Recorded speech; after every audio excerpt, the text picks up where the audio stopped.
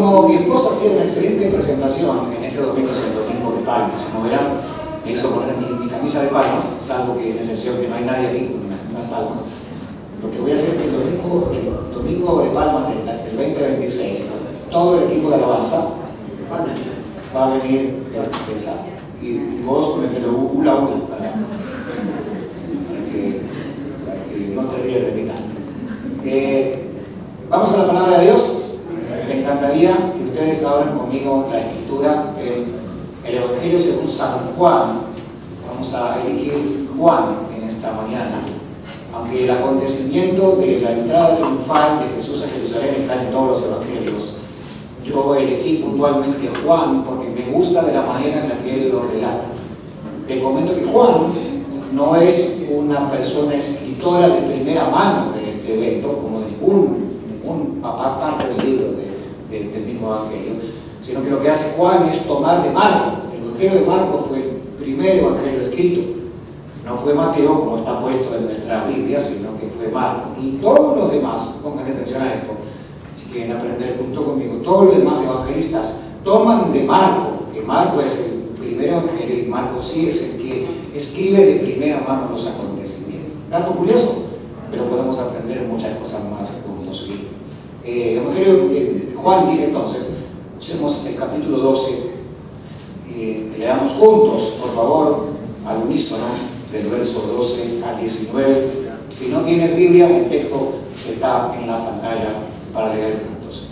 Al día siguiente, muchos de los que habían ido a la fiesta se enteraron de que Jesús se dirigía a Jerusalén. Tomaron rama de palmas y salieron a recibirlo mientras gritaban a voz de cuello: Hosana, bendito el que viene en el nombre del Señor, bendito el Rey de Israel. Jesús encontró un burrito y se montó en él, como dice la Escritura: no temas, oh hija de Sión, mira, aquí viene tu rey montado en un burrito. Al principio sus discípulos no entendieron lo que sucedía. Solo después de que Jesús fue glorificado se dieron cuenta de que se había cumplido en él lo que de él ya se había escrito. La gente que había estado con Jesús cuando él llamó a Lázaro del sepulcro y lo resucitó de entre los muertos seguía difundiendo la noticia. Muchos de los que se habían enterado de la señal milagrosa realizada por Jesús salieron a su encuentro. Por eso los fariseos comentaban entre sí: como puedes ver, así no hemos de lograr nada. Mira cómo lo sigue todo el mundo. Padre, gracias porque podemos abrir tu palabra en esta mañana y permite que nos hable, cumpla el propósito por el cual tú la has enviado y la has dejado para nosotros en el día de hoy. En tu nombre oramos. Amén. El título de este sermón es un título bastante curioso, con una imagen bastante curiosa, y esto va a ser algo bien importante que ustedes no se pierdan en el resto de esta enseñanza, porque este rey que está entrando en Jerusalén, el rey de la entrada triunfal, es el rey menos imaginados. Voy a tratar de explicar bíblicamente, teológicamente me refiero, pero de repente también salpicadito con alguna información de la historia, como para enriquecer un poquito todo lo que el Señor dejó en su palabra y en este pasaje o en estos versos puntualmente, para que nosotros podamos disfrutar. Este pasaje, como muchos otros, si nos quedamos con todo lo que aprendimos en la escuela dominical, o si eres una persona creyente de mucho tiempo, te quedaste solamente con la imagen del Jesús montado en un burrito, entrando en un sitio con palmas, y solamente te quedaste con la imagen, te quedaste prácticamente con la mitad del pastel. Porque detrás de la escena esta que vemos hay muchas más cosas ricas que tienen que ver también mucho con lo que se vivía en el momento. Lo primero, y para dinamitar el resto de la enseñanza, estamos a vísperas de celebrar la Pascua. Jesús está a punto de entrar a Jerusalén para entonces, como dice la Biblia, él mismo ser sacrificado como el perfecto Cordero Pascual que quita el pecado del mundo. ¿Hasta ahí estamos bien? Pero ¿qué es Pascua? ¿Qué significa Pascua? En hebreo es Pesaj. ¿Qué significa esta palabra? Esta palabra es una celebración que tenían los judíos por orden de Dios una vez al año, Todos los judíos, por cultura, estaban regados en el mundo conocido. Tenían que juntarse en Jerusalén para justamente tener esta celebración. ¿Qué se celebra en Pascua? Además de comer chocolate y ver conejitos y comer rico y juntarnos en familia, ¿qué es lo que se celebra en Pascua? Culturalmente se celebra en Pascua la libertad del pueblo de Israel de las manos de Egipto. Si vas a leer Éxodo alguna vez, es el segundo libro de la Biblia, Éxodo, que justamente significa el camino hacia o la transición hacia, lo que se celebra la Pascua es la primera celebración. Escuchen, que Dios mismo le mandó a Moisés para que le enseñara al pueblo y ellos celebraran. Pongan atención, una vez que Egipto liberta, o que Israel es liberto de Egipto, lo primero que hacen los israelitas en el desierto es que celebrar la Pascua. Miren, por favor, antes de los chismes, antes de los problemas, antes de toda la historia terrible que Israel pasa en el desierto, antes de todo eso, celebran la Pascua.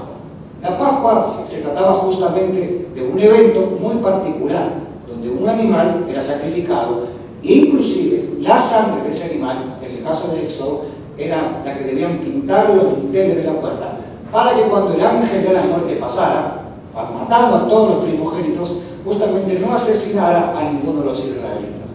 ¿Me siguen hasta acá? Todo el Antiguo Testamento, como hemos enseñado sin fin de veces, es la sombra de lo que habría de venir. Cuando vas a leer el Antiguo Testamento, tienes que leerlo con ganas de entender de que te va a anunciar a Jesús, te va a anunciar al Mesías, te va a anunciar a aquel protagonista principal de todo el Nuevo Testamento. Jesús en el Nuevo Testamento es visible, ¿verdad? Vemos lo que hace, vemos cómo se mueve, cómo sana, cómo liberta, vemos la cruz, la resurrección. En el Antiguo Testamento está oculto, es como una perla preciosa que está escondida en proceso en cada historia del Antiguo Testamento. Entonces, cuando celebramos Pascua, celebramos la libertad, celebramos la liberación. Y acá está Jesús, camino hacia Jerusalén.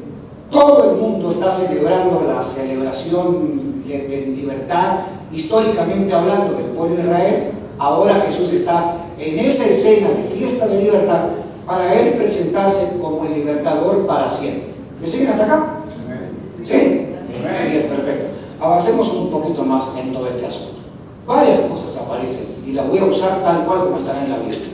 Dice la Biblia, es enfática, o sea, hace énfasis en que Jesús entra montado en un burrito. Otras versiones dicen montado en un pollito.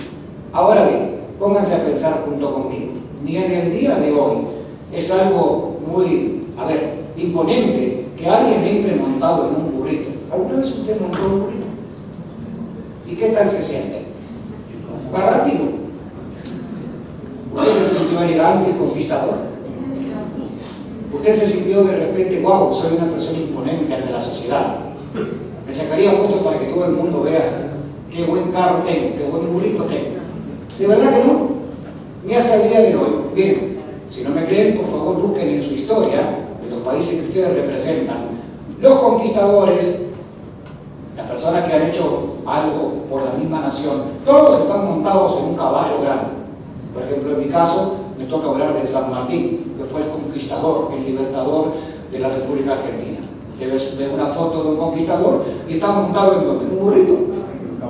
Está montado en un caballo grandote, pintado, con buen pecho, con buen pelaje, mostrando obviamente su imponente conquista, sus pelos al viento. ¿Sí? ¿Sí o no?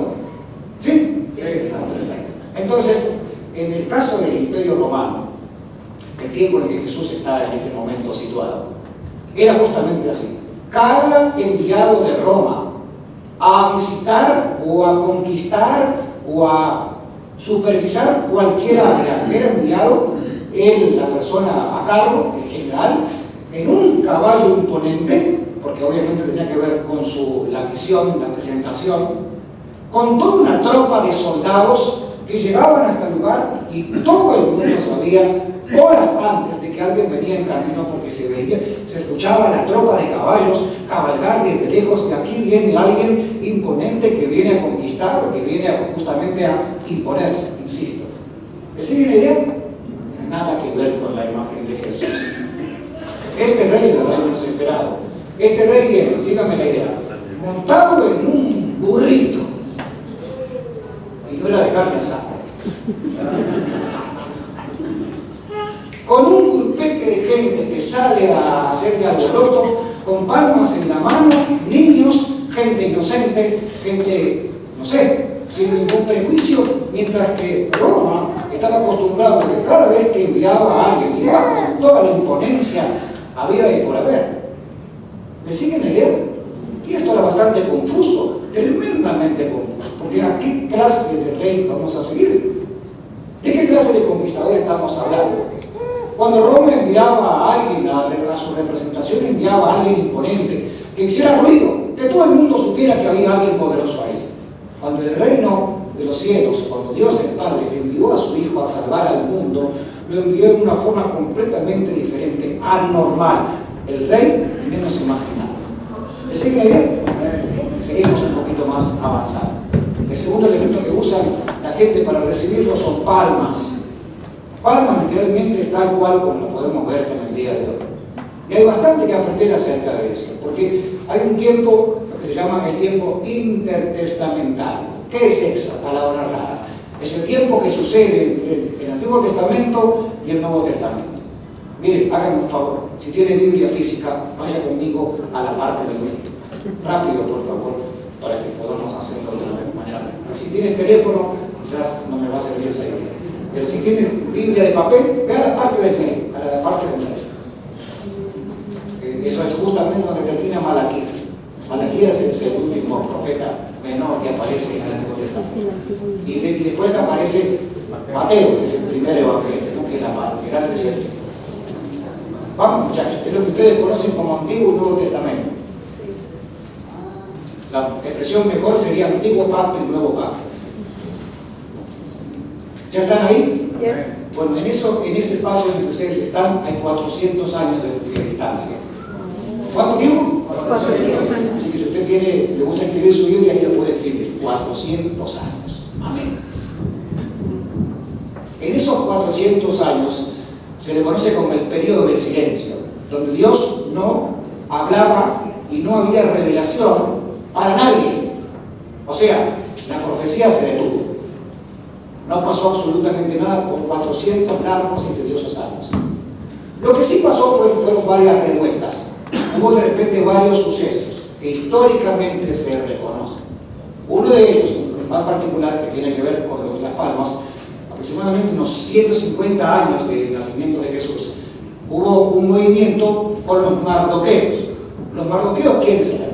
Eran unos judíos celosos que querían recuperar el templo. ¿Qué pasaba en ese tiempo? Los griegos habían tomado control del templo y lo que habían hecho era cosas aberrantes sucedían en ese tiempo. Déjeme contarle una cosa que no sé si le va a sacar hambre por lo que voy a hablar o le va a causar impacto por lo que también le voy a contar. Era cuando los griegos tenían el templo, el lugar santo, agarraron un cerdo.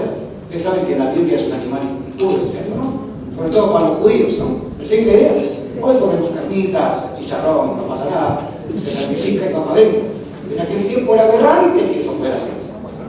En el tiempo que los griegos tenían el templo en control, síganme la idea, agarraron en burla a los israelitas y al Dios de Israel, agarraron un cerdo y lo sacrificaron en el santuario. Eso es una cosa extremadamente terrible para los ojos de los judíos que lamentaban con todo el dolor de su corazón haber perdido el control del templo. Los mardoqueos hicieron una revuelta y fueron a pelear en contra de los griegos. Lograron milagrosamente capturar el templo de regreso. ¿Me siguen acá? Ahora, ¿qué pasó en ese momento según la historia? Cuando los mardoqueos recuperan esto que era tan sagrado para la religión judía, para el israelita en general, comenzaron a celebrar con palmas, con aplausos, con alegrías, con alboroto. De repente sacaron la Virgen acá al hombro, ¿no? Y había un fiestón, ahí se había armado una pachanga terrible porque habían logrado algo. ¿Me siguen acá? 150 años después, hasta un poquito más, aparece una persona, aproximadamente unos 33 años de edad, montado en un burrito, entrando a Jerusalén, declarando que él iba a ser el rey sobre el universo, el enviado del cielo. Por un lado, era una celebración que todo el mundo ya sabía, porque esto ya había sucedido. Así que, ¿qué quiero decir con esto? El hecho de que zarandearan las palmas y gritaran Hosana, eso ya lo habían hecho. ¿Me siguen la idea? ¿Te ha pasado alguna vez tener un déjà vu? Es decir, ver algo y decir, yo acá estuve alguna vez. Yo comí esto y yo esto lo comí alguna vez. Bueno, ¿se entiende el déjà vu? Hasta en francés estoy predicando. ¡Qué malo! ¿Se entiende lo que intento explicar? Cuando está Jesús montado en un burrito, un rey normal, nada que ver con lo que estamos acostumbrados, sale un grupo de gente y le zarandea y le baila con hojas de palmas y le gritan y le cantan, la mayoría de los que saben un poco de historia dicen, esta escena ya la vivimos. La confusión, pónganme atención por favor, de esta gente en este momento era, este es un revolucionario más. No es un rey al nivel de lo que nosotros entendemos ahora bíblicamente, este es un rey como todos los demás, alguien que solamente viene a hacernos un bien en común a nosotros. Pónganme atención por favor. Israel estaba esperando que alguien poderoso viniera a libertarlos a ellos como nación. No tenían ni la menor idea, como muchos de nosotros, de lo que realmente significaba el gobierno y el señorío de este Mesías que venía entrando en un burrito completamente opuesto a lo conocido. Era alguien que quería que Israel quería que sus problemas le fueran solucionados. No juzgo a quien busca a Dios para solucionar sus propios problemas, pero no estamos hablando de ese tipo de reinado.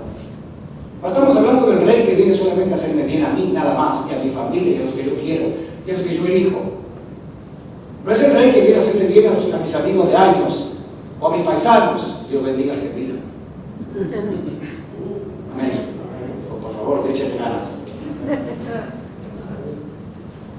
Se trata de un Dios que viene a gobernar y viene a reinar, inclusive sobre personas y sobre naciones y sobre gente que yo no tengo la menor idea, ni siquiera que existen.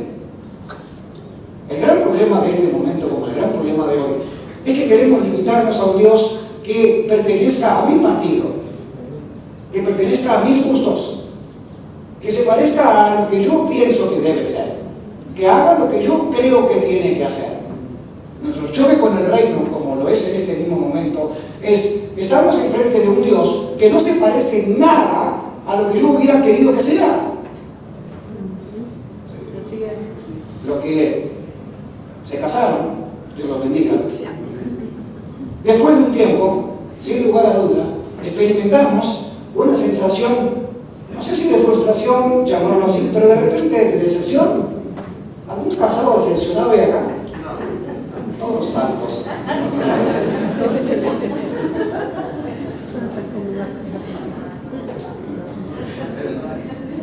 Yo hasta casado siempre fui una persona muy delgada. Después me casé, mi esposa cocina rico y me empezó a alimentar. Pensaba que era el puerquito para la Navidad. Y de repente llegó el momento de decepción, sobre todo cuando los talles del pantalón iban subiendo. Estoy usando este ejemplo que es muy vulgar, pero ¿me entiendes la idea? Uy, qué decepción, ya no hay más six packs, hay un pack y grande. No. Un paquetazo, ahí ya no hay más six pack. Nuestra relación con Dios de repente sucede igual. En este momento sucede lo mismo. Vemos a alguien, insisto, montado en un burrito, a quien le están dando la bienvenida con palmas y con aplausos y con gritos, y esto ya lo vimos. La gente se agarra de esa poca esperanza que va interpretando que es. Bueno, de repente dice, bueno, peor o mejor que nada, por lo menos que nos saque del apuro político en el que estamos. Una sola cosa anhelaba Israel, era ser libre de Roma. Una sola cosa querían los israelitas, era que Roma dejara de meter sus narices, de entrometerse en sus negocios religiosos. Israel no quería una verdadera libertad de un rey gobernante para toda la eternidad. Quería a alguien que le solucionara sus propios problemas políticos en ese momento. Quería tener un amigo en el gobierno. para que alguien le solucionara sus problemas. ¿Me están siguiendo hasta acá? ¿Se parece bastante a nosotros hoy? Yo sé que no. La palabra profética de Zacarías, más de 700 y hasta, me atrevo a decir, más tiempo antes, Zacarías, capítulo 9, versículo 9, nos aclara exactamente la razón por la cual Jesús entra en un burrito y tiene una seña física completamente diferente a lo que estábamos acostumbrados y lo que esperábamos de alguien que se ha enviado del cielo. ¿Lo quieren leer conmigo? El profeta Zacarías dice así: alégrate mucho, hija de Sión, grita de alegría, hija de Jerusalén. Mira, tu rey viene hacia ti, justo, salvador y humilde. ¿Y viene cómo? Montado en un pollino o en un burrito, cría de asta. La razón principal por la cual Jesús se monta en un burrito y lo recibe con los ángeles exactamente para cumplir la palabra profética que se había hablado de él hace muchísimo tiempo atrás. ¿Me siguen? Dios es fiel en cumplir lo que promete. Pero lo va a prometer conforme a su plan y no al tuyo. A veces las promesas de Dios que se han de cumplir siempre son sí y son amén, no se parecen en su envase a lo que nosotros queremos recibir. Nadie esperaba a un rey en un burrito. Yo esperaba a alguien que bajara de un Mercedes-Benz. ¿Para qué? ¿No? Ningún pastor importante se baja de un Toyota Corolla 2004 con 250.000 millas. El que entendió, entienda. Cuando pasa todo esto, sucede una reacción inmediata, sin criticar. Dice el verso 16, que al principio de este asunto, los discípulos no entendían nada. ¿Los discípulos qué? No entendían nada. ¿Un discípulo aquí esta mañana? Gracias. Nosotros, me parece que la mayoría somos de los que no entendemos nada. Y este asunto de no entender nada no venía de ahora, venía de hace rato. Hacía rato los discípulos no entendían nada. Porque, insisto, este asunto era algo demasiado fuerte. Pensar de que alguien iba a ser enviado del cielo con la actitud que tenía, con la humildad que tenía para salvar al mundo, eso era demasiado confuso. Juan, capítulo 6, versículos 64 al 66. Esto es encantador. Al que le gusta aprender, aprendamos. Jesús está hablando de que Él es el pan de vida. Jesús está hablando de que Él se va a entregar. Él está diciendo: yo voy a ir a la cruz, yo voy a morir, yo me voy a entregar por ustedes y yo voy a ser el rey que ustedes realmente necesitan, no el que esperan, sino el que necesitan. En esa conversación, un poco escandalosa, que los discípulos no entendían, al igual que tu servidor todavía no entiendo, Jesús dice lo siguiente: sin embargo, hay algunos de ustedes que no creen. Es que Jesús conocía desde el principio quiénes eran los que no creían y quiénes eran o quién era el que iba a traicionarlo. Así que él añadió, miren qué interesante lo que sigue: por eso les dije que nadie puede venir a mí a menos que el Padre le haya concedido. Nadie puede llegar a Jesucristo si el Padre no se lo concede. Nadie conoce a Jesucristo a la fuerza.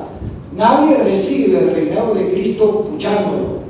Todo el que es abrazado por el reino de Dios, todo el que es abrazado por el reino de Cristo, es la persona que Dios eligió, que el Padre eligió para que fuera acercado a Jesucristo, que Jesús le sea revelado como ese nuevo rey, como un rey conforme al cielo. Lo diré otra vez: nadie puede llegar a Cristo a los empujones. Todo el que llega a Cristo es porque el Padre lo decidió. Nadie es seducido a amar a Cristo obligado. Nuestras iglesias, no importa la cantidad de gente física que tenga sentada en los bancos, hay gente sentada en estos bancos en cada domingo, en cada reunión, en cada servicio, en cada misa, en cada culto, en cada celebración, que el Padre no eligió para que conozca a Cristo. Pero es una persona mundana que solamente está sentado en el banco de una iglesia, escuchando, cantando. ¿Se entiende lo que digo? Esa es la parte como más chocante de todo esto. Pero en esas mismas reuniones están sentados gente que el Padre eligió para que tuvieran una relación genuina y real con Cristo. ¿Se entiende? Gloria a Dios. Lo voy a decir más despacio este asunto. Hay discípulos que comienzan siguiendo a Jesús, pero lo comienzan a seguir solamente por la idea, el beneficio. Ya ven que la espiritualidad está de moda ahora, ¿no? Pon tu pie en la tierra, haz levanta tus manos, arriba del pecho, ponte aceite en la cabeza, ábrete 2 salmos, léete el Salmo 91, ábrelo en tu mesita de noche para poder dormir. Todas modas. ¿Le siguen la idea? Yeah. Sigamos leyendo para que ustedes y yo lo entendamos mejor. Vamos a ver sobre sí, por favor. Desde entonces, muchos de sus discípulos, ¿qué le pasó? Esto está difícil. Porque la idea es que lo que Jesús hace es presentar su reino, no el reino que les convenía a ellos. Jesús dijo: miren muchachos, yo voy a ser el rey del universo y yo voy a ser quien se va a entregar por ustedes. Y no va a haber forma de escaparse de mi reinado, sino únicamente porque el Padre los seduce a tener relación con este reinado. De lo contrario, dice la Biblia, desde entonces muchos de sus discípulos le volvieron la espalda y ya no andaban con él. Así que Jesús hizo algo. Esta pregunta es conmovedora. Lo que Jesús hace es, mírenme a mí por favor, fue una volteada de novela de Sudamérica.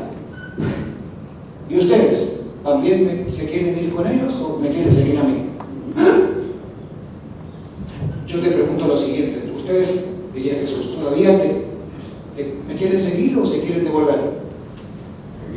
Seguir. No, ya no queremos un Dios a nuestra conveniencia, queremos un Dios que realmente sea un Dios que me gobierne. Yo sé que esto es un proceso a veces difícil de digerir, duro de digerir, porque insisto, todo el tiempo esperamos con que el Señor se manifieste, se revele de la manera en la cual yo quiero que lo haga. Sin embargo, el reino al que estamos siendo invitados a pertenecer es un reino que supera nuestra forma de percibir este asunto del reino. ¿Le sigue hasta acá? A mí no me gusta mucho la palabra control, me gusta más la palabra gobierno. ¿Cuántos saben que Dios tiene el control?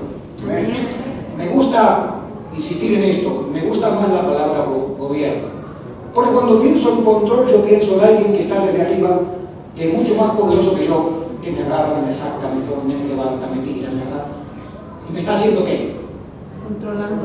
Controlando. Está bien, usemos la palabra control, cantemos el Dios tiene control, pero démosle un poquito más de énfasis a este asunto, porque el reino que iba a presentar Jesús era un gobierno que se ha extendido hasta el día de hoy. En otras palabras, ¿tú quieres que Jesús te gobierne? Vas a vivir dentro de su gobierno. Vas a vivir y experimentar lo que es su soberanía como rey. Dios no te va a controlar. Nadie debe controlar. Si estabas esperando a venir aquí, que el pastor te llame el lunes a la mañana para decir: hermano, ¿por qué no se come el evangelio? Hermano, lo veo flojo de diezmos. Usted podría... Alguien se ría, por favor, por lo menos para... No estoy hablando de mi reacción pastoral, de mi cuidado pastoral hacia ti, y ese es un gran privilegio que tengo. Lo que estoy hablando del control. ¿Se entiende? Claro que nos preocupa y nos encantaría saber en qué más podemos ayudarte, pero controlarte. Si es un Dios que controla, se parece más a una secta que a un Dios que gobierna por libertad. Todos son bienvenidos a esta casa, por favor, venga a cuanta reunión usted le guste venir, pero sepa que aquí no controlamos a nadie. Bueno, a mí sí me controla y mi esposa, a usted no sé si le toca algo parecido. ¿Se entiende? Dios es un Dios que gobierna, no que controla. Me encanta que la gente madure en su convicción. Cuando alguien es niño, hay que decirle todo lo que tiene que hacer. ¿Sí? Tengo un niño chiquito, tengo 3. El más chiquito ya no está tan chiquito, tiene 14 años. Tiene un pie de 9 y medio y obviamente me saco como 3 cabezas. Igual no hace falta hacer mucho esfuerzo para ser más alto que yo. Cuando alguien es digno y maduro, Hay que enseñarle todo. No haga esto, acuéstese esta hora, lea acá, ponga acá, haga esto. Hizo la tarea, comió la cena. No le falta respeto a su madre, respeta a los mayores, levántese temprano. No tire la ropa sucia en el lado. Levante la tapa del inodoro del baño cuando va a orinar. Bueno, si tienes hombres. ¿Están conmigo o no? Ustedes me miran con cara rarísima. ¿No? Pastor, mis hijos tienen una agua bendita, son santos. No, mío no. Pero a medida que va pasando el tiempo, nuestra hija más grande ya tiene 22 años, camino a los 23, ya de repente, como papá, ¿no? Le enseño que tengo un rol de gobierno en la familia, si se quiere poner así, pero no de control.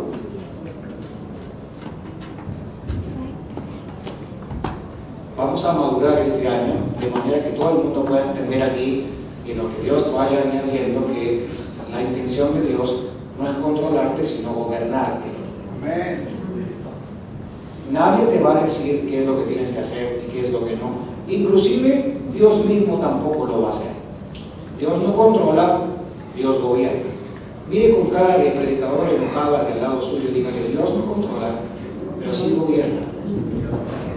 Si así es su cara de enojado, ¿cómo es su cara de contento?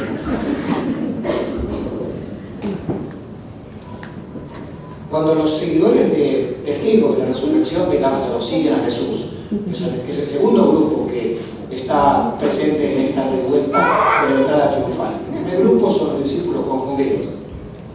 El segundo grupo son todos los testigos de la muerte y resurrección de Lázaro. Esto está en Juan 11.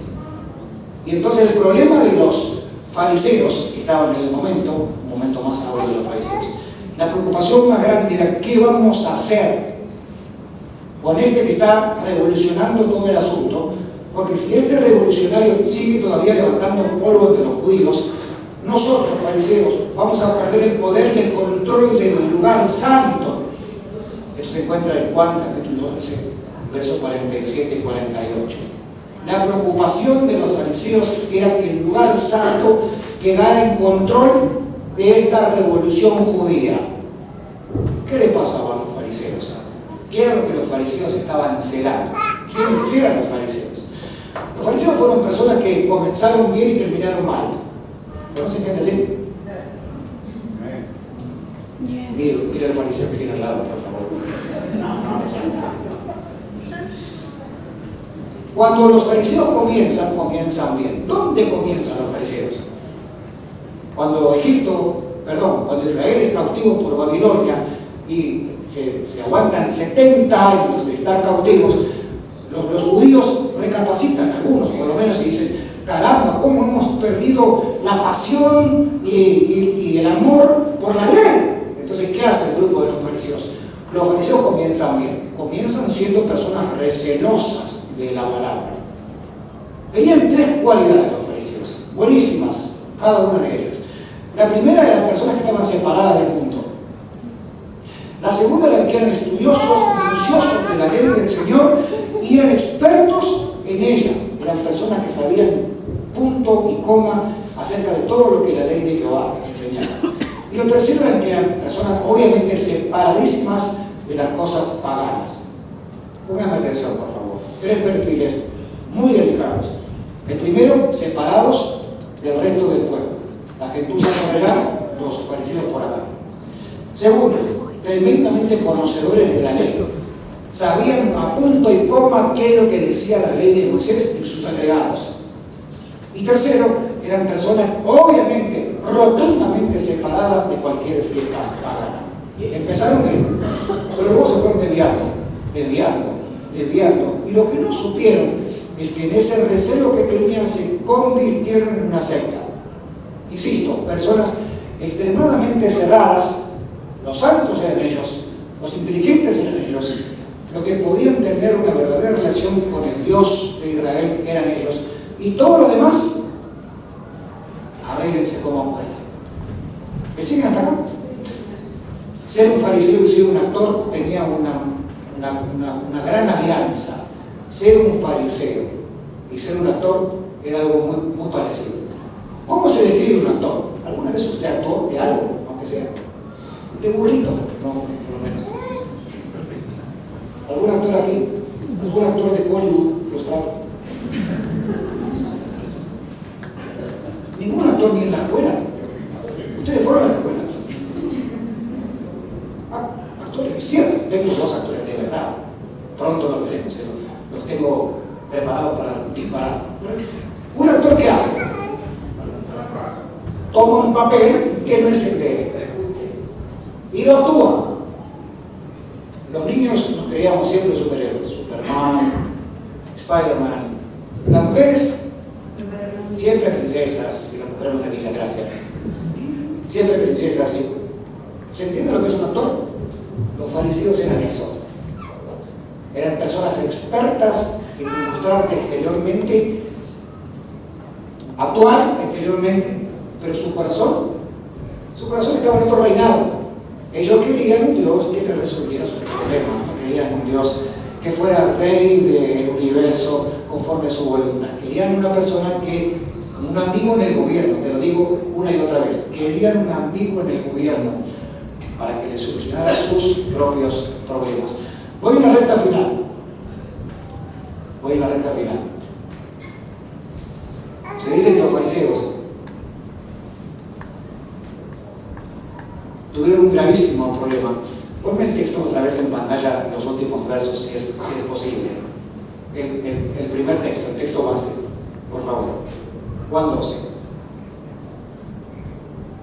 Casi el final, por favor, si eres tan amable. Yo creo que sea que viene. Como siempre, el tercero es el vencido. Por favor, lean conmigo lo que...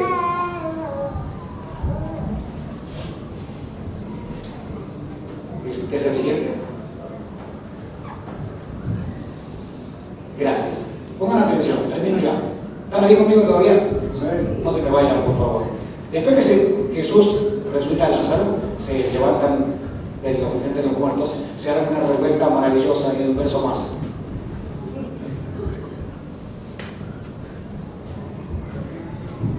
Yo estoy seguro que es el último. Ahora sí. ¿Pueden leer conmigo las últimas 5 o 6 palabras? Miren cómo el problema de los fariseos era que este Jesús, a quien ellos no creían, un modelo de Jesús que ellos no estaban entendiendo, había armado semejante revuelta que todo el mundo lo seguía y que esa revuelta no podía parar. Que eso que estaba sucediendo ahí era algo imparable. ¿Estás entendiendo eso? Cuando Jesús comienza a hacer algo, ese algo se hace. Porque así es el reino de los cielos. Nada de lo que se hace imparable, de lo que termina siendo imparable, comienza siendo grande. Un rey montado en un caballo, con toda una gran tropa y con todos los ángeles alrededor, y pisando cualquier cabeza y denigrando a todas las personas, diciendo: estoy yo, que soy el Hijo de Dios, el Rey de Reyes y Señor de Señores. Este rey era completamente opuesto. El rey menos esperado. Era el rey menos imaginado. El problema de los fariseos era que ellos ahora sentían la frustración de ver que lo que Dios tenía como plan se estaba dando a luz. Ponte conmigo en pie, si eres tan amable. El chico de la mesa que venga. Y voy a terminar con 3 preguntas.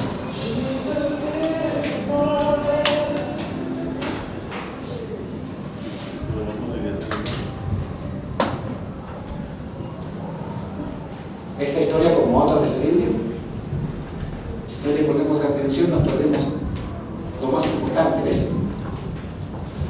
Te voy a hacer 3 preguntas antes de que se nos caiga el techo encima. ¿En qué grupo de personas estás en esta mañana?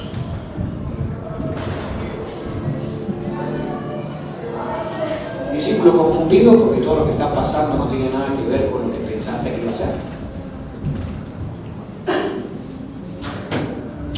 Eres de los que se arrimó por el milagro de haber visto a Lázaro resucitar y ahora estás ahí entre toda la revuelta. Bueno, quizás Dios también hace algo conmigo, qué sé yo, ojalá algo. Yo también ocupo mi milagro.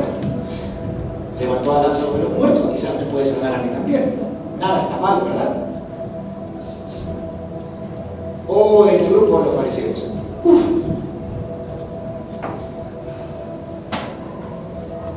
De lo que decimos, yo sé bastante. Yo tengo bastante tiempo en la iglesia. Oh, ustedes no saben todo lo que yo he hecho. Ustedes no saben cómo Dios me ha usado.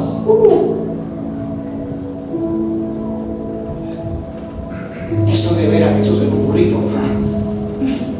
ya pasó.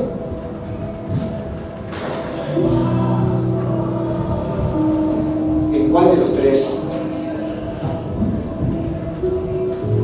grupos te sientes más identificado hoy?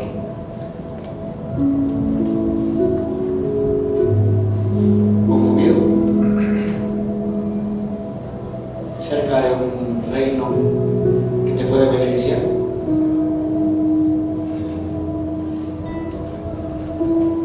¿O toda tu escuela y toda tu enseñanza fue de Dios controlador,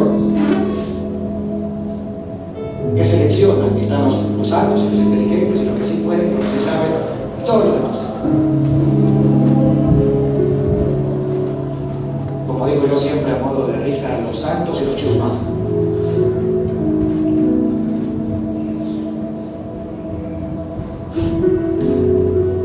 Lo más delicioso del final de esta enseñanza es que Jesús vino por ti.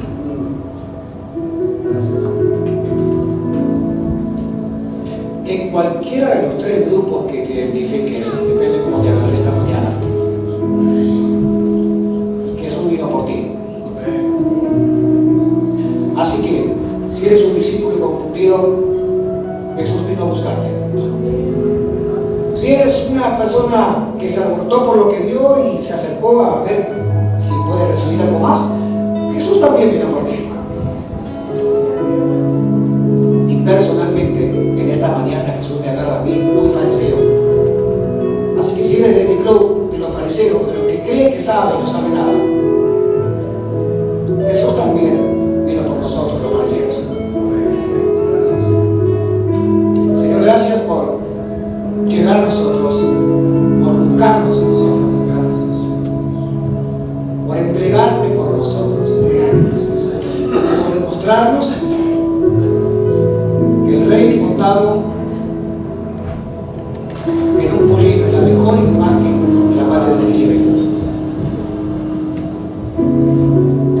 Porque nunca te parecerás a ningún rey imaginario. Nunca serás un rey que coincida con lo que yo pienso que tiene que ser. Nunca serás un rey que se amolda a mi forma de ver la religión.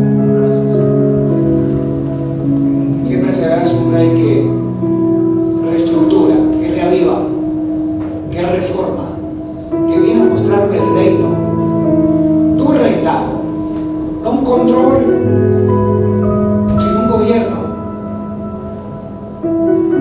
no una orden estricta a cumplir, sino una enseñanza amorosa que me seduce a hacerlo.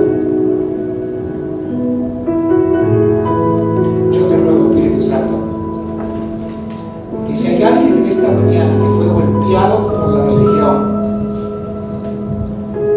fue marginado por la actitud farisaica de muchos de nosotros, yo te ruego que en esta mañana los abraces y los traigas otra vez cerca de tu pecho, Jesús. Y dale la sabiduría, danos la sabiduría para entender que tú no eres el rey imponente y maltratador. Eres un rey humilde montado en un pollino. Mientras te cantamos esta mañana, permite que nuestro corazón reflexione en tu reino sobre nosotros.